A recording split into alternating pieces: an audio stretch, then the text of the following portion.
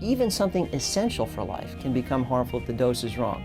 That's true of water. Too much water in the blood dilutes out key nutrients like sodium, and that's potentially life-threatening.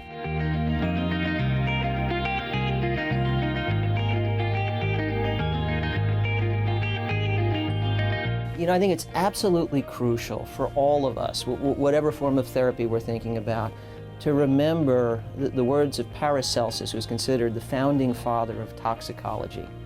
The dose makes the poison. Really, really important to apply to anything. Think about it.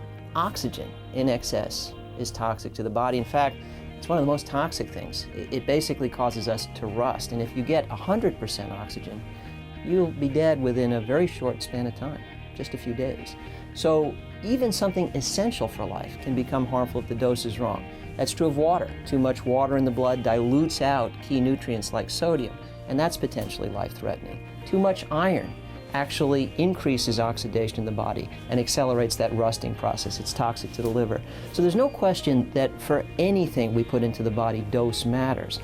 In terms of nutrients, what we're trying to figure out, and this is definitely a work in progress, is what is the therapeutic window?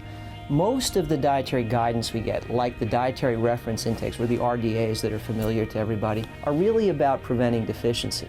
Now that's not the same as optimal health. And probably it takes more of a nutrient to help support optimal health than it takes to prevent a deficiency. But how much more? And in what form? And in what combination with other nutrients? All of that, honestly, is a work in progress.